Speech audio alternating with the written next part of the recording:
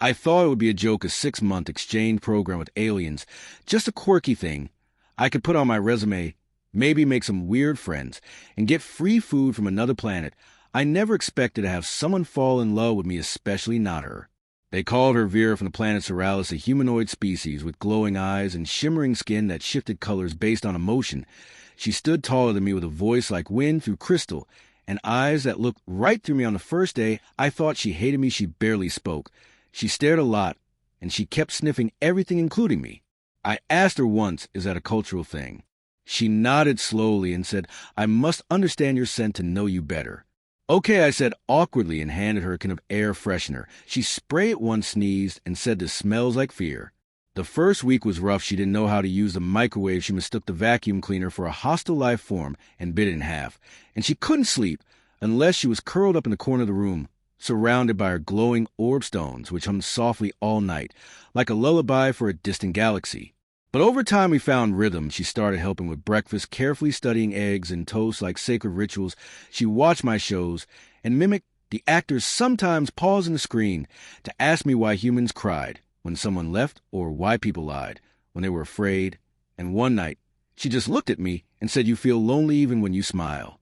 I didn't know how to answer that, so I just nodded, and she touched my hand gently with her fingertips, glowing a soft blue, which she told me meant comfort. Then things got strange. She began following me around campus more than required, sitting beside me during lectures, watching every human interaction with a curious tilt of her head. And whenever someone flirted with me, even jokingly, she would frown, and her skin would shimmer to a stormy violet. One afternoon, she asked, do humans bond with many or just one? I told her it depends, and she said, I see, and walked off into the rain, without an umbrella, letting the water soak her until her skin gleamed silver like mercury. She started bringing me gifts, strange ones like a feather that hummed when you touched it, or fruit that floated slightly off the table, or a piece of her own hair woven into a glowing braid she placed beside my pillow. I asked her why, and she said, these are offerings I wish to be chosen. Chosen for what? To be yours, she said simply. I thought she misunderstood what exchange meant, but she didn't. This wasn't about cultural confusion. It was something else, something deeper. I tried to explain boundaries to her, and she listened, patiently nodded, then said, but you already share your food, your space, your silence, your stories on Soralis. That means bond. And she reached out to touch my chest right where my heart beat and whispered, I hear this when you look at me. I didn't know how to react because it was true. Somewhere between her accidentally setting the toaster on fire and trying to learn how to dance to earth music, I started looking at her differently, her curiosity, her strange grace, her way of asking questions, like they were sacred, or laughter, which came like a ripple of bells, the way she sat close to me, not touching, but always near, like she was waiting. I started waiting too. Waiting to see her smile, waiting for the moment she entered the room, waiting to hear her call me by my name with that soft accent, like each syllable was a gift. And then came the night everything changed. There was a cultural mixer for all Earth and alien exchange members, dancing, food, shared music. I took Vera with me, hoping she might meet others from her world, but she stayed by my side the entire time. Even when someone else asked me to dance, she stepped forward between us, her skin flashing orange and red like fire, and said, this one is mine. Everyone stared. I was embarrassed, confused, but she didn't flinch. Back in our room, I confronted her, asked her what that was about. She sat down slowly, fingers clasped together, and said, I've done everything your kind would call love. I have listened, I have learned, I have respected your ways, but now I must speak mine. She looked at me, eyes glowing gold, then silver, then a deep violet. I love you in my way. I asked her how love works on our planet. She said, we choose. Once we choose deeply, we show it not with words, but with presence, protection, patience. We give pieces of ourselves until the other is full. You are full now, she said quietly, but you do not see it. I sat beside her and asked what would happen if I did not return the feeling. She said, then I will remain your companion. I will not leave, I will not force. I will only continue to love in the ways you accept. And she meant it.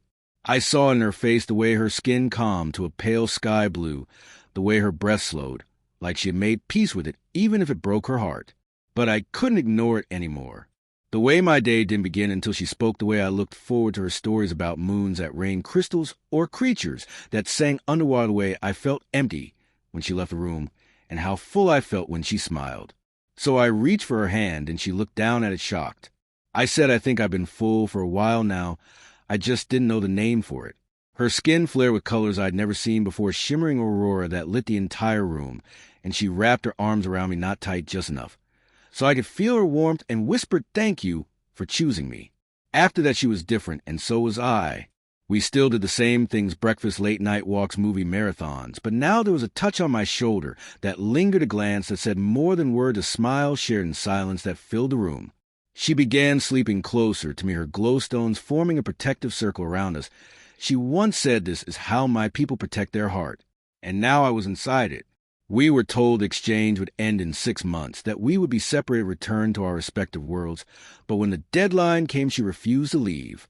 My place is with him, she told the administrators, and I backed her up. Together we fought the system, explained our bond, our choice, our right to love across the stars. And in the end, they allowed it. Now she lives here with me, not as an exchange student, not as a guest, but as someone who wakes me with her laughter, who hums songs from her world, as she braids her hair, who still asks questions, but now asks them while holding my hand. She still sniffs the air when something is off, still guard me like a silent sentinel, still lights up when I walk into a room like I'm the only sun she's ever seen. And me, I still wake up every day wondering how I got so lucky to sign up for a program that brought me someone not just from another world, but from another way of being, someone who taught me love doesn't need to speak loud to be real, someone who chose me without hesitation and waited for me to do the same. And I did. I chose her. And I'll keep choosing her every day we share this world.